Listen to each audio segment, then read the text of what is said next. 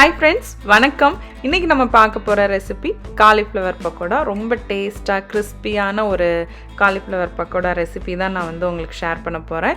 ரொம்ப குயிக்காக செஞ்சிடலாம், ஈஸியான ரெசிபியும் கூட. நம்ம சீக்கிரமாக செஞ்சிடலாம். வித்தின் ஒரு 10 மினிட்ஸ்லேயே உங்களுக்கு காலிஃப்ளவர் பக்கோடா ரெடி ஆகிடும். ஸோ நம்ம இந்த ரெசிபி எப்படி செய்யலான்றது பார்க்கலாம். வாங்க வீடியோ பார்க்கலாம்.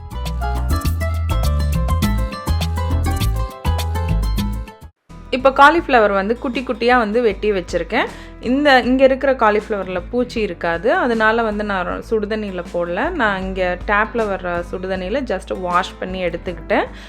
அதுக்கப்புறம் நம்ம இந்தியா காலிஃப்ளவர்னால் சுடுதண்ணியில் போட்டு எடுத்துக்கோங்க. அதுக்கப்புறம் பார்த்திங்கன்னா நான் இப்போ என்ன பண்ணுறேன்னா, அதுக்கு தேவையானது ரேஷியோ பர்டிகுலராக இல்லை, பட் என்ன பொருள் போடுறேன்றது மட்டும் நான் சொல்கிறேன். அந்த காலிஃப்ளவரோட அளவுக்கு தகுந்த மாதிரி தான் நமக்கு வரும். கடலை மாவு எவ்வளோ எடுக்கிறோமோ அதில் பாதி அரிசி மாவு போட்டிருக்கேன். நான் 3 டேபிள் ஸ்பூன் கடலை மாவு, 1.5 டேபிள் ஸ்பூன் அரிசி மாவு போட்டிருக்கேன். அதுக்கப்புறம் ஓமம் சேர்த்துருக்கேன், சீரக பொடி சேர்த்துருக்கேன், மஞ்சள், மிளகாய்த்தூள், அதுக்கப்புறம் பார்த்திங்கன்னா கருவேப்பிலை, கொத்தமல்லி. ஸோ இவ்வளோ தான் இதுக்கு நம்ம இது ஐட்டமே போடணும். இது மிளகாய்த்தூள் நம்மளோட காரத்துக்கு தகுந்த மாதிரி போட்டுக்கலாம். பச்சை மிளகாய் பிடிக்குன்றவங்க நைஸாக வெட்டி கூட ஆட் பண்ணிக்கலாம். பட் ஓமம் போட்டு பண்ணி பாருங்கள், ரொம்ப சூப்பராக வரும். இப்போ இந்த காலிஃப்ளவர் அந்த மசாலாலாம் கோட் ஆகிற மாதிரி தான் நான் பெசரி விடுறேன். அந்த நம்ம தண்ணி ஊற்ற வேண்டாம். ஃபஸ்ட்டு நல்லா பிசைஞ்சிட்டு அதுக்கப்புறம் தேவைப்பட்டால் தண்ணியை லைட்டாக தெளித்து அந்த கோட் ஆகணும். அதாவது பஜ்ஜி மாவு மாதிரி நமக்கு மூழ்கக்கூடாது. அதே சமயம் இந்த ஒரு லைட்டாக அந்த லேயர் வர அளவுக்கு அது கோட் பண்ணணும். ஸோ அந்த அளவுக்கு தான் நம்ம அந்த பதம். இப்போ நான் இந்த அளவுக்கு பிசைஞ்சு வச்சுருக்கேன். நம்ம இந்த அளவுக்கு தான் பிசைஞ்சு வச்சுக்கணும், அப்போ தான் நமக்கு டேஸ்ட்டாக வரும். இப்போ ஆயில் நல்லா ஹீட் ஆனோடனே நம்ம ஒன்று ஒன்றா போட வேண்டியதான். அதே மாதிரி காலிஃப்ளவர் எண்ணெயை நிறைய எடுத்துக்கும். ஏன்னா அதில் தண்ணி விட ஆரம்பிக்கும் போது எண்ணெயை நிறைய குடிக்கும். அதனால நம்ம நிறைய போடக்கூடாது ஒரு பேட்சில். அப்போ எண்ணெய் இன்னும் நிறைய எடுக்கும். அதனால் நல்லா கேப் விட்டு ஓரளவுக்கு நமக்கு கேப் இருக்கணும். இந்த அளவுக்கு ஒரு பேட்ச் நான் போடுறேன். பாத்திரத்துக்கு தகுந்த மாதிரி போட்டுக்கோங்க. ஆனால் கேப் கொஞ்சம் இருக்கிற மாதிரி நம்ம பார்த்துக்கணும், அப்போ தான் எண்ணெயை குடிக்காது.